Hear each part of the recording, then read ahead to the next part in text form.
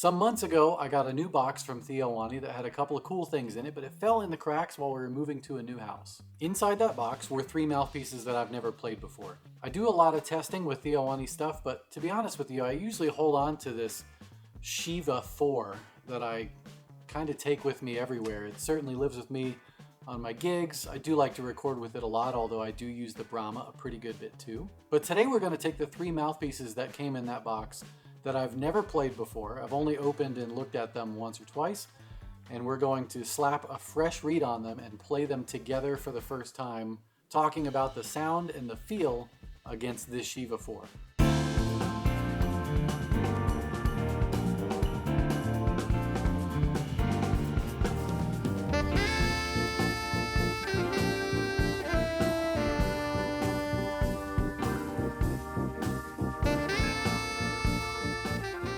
What are these mouthpieces, by the way?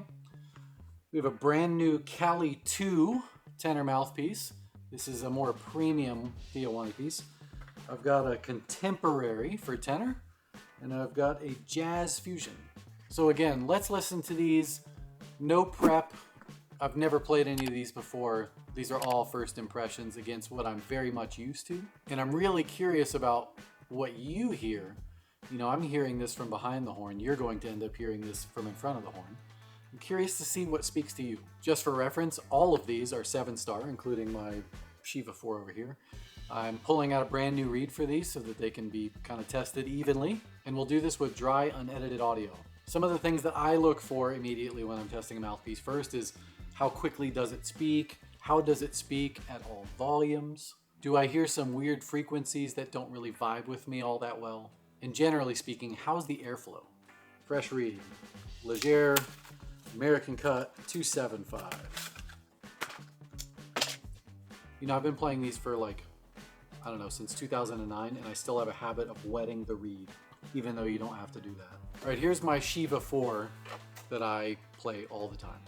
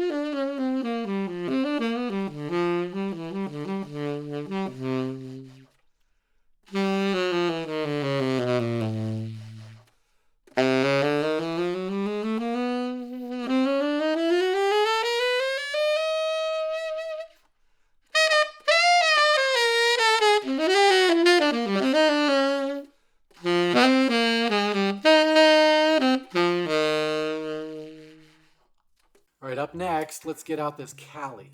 Like all the Theo Wanne mouthpieces, they come with, you know, a tool so you can adjust the ligature, etc., etc., etc. Oh, and a bag. Oh, this is cool. It's rhodium plated. I don't know, you know, I usually play gold or sometimes even unfinished brass, but this has got a vibe. First thing I notice about this is kind of similar chamber to what I'm using, bullet chamber with a step baffle. So, expecting similar sound. But I know that, you know, Theo does a lot of magic inside, so this will be a fun test.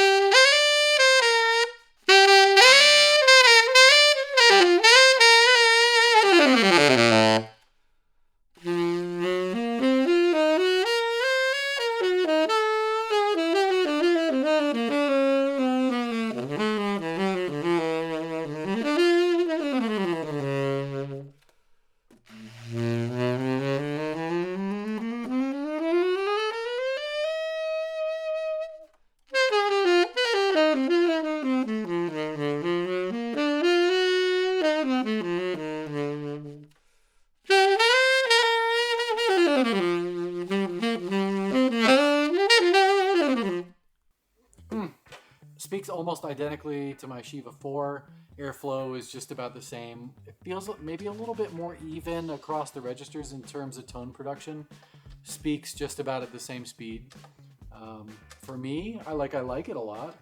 There's a frequency I feel like I'm missing behind the horn, but I'm excited to hear what I'm recording for you right now also. See what happens.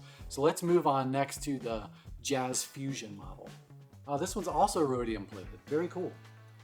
If my memory serves me correctly, that this is on the Essentials line. Very cool. Also kind of like a step baffle, but in a different way. Bullet chamber. I'll put some of this up on the screen so you can see it a little bit easier.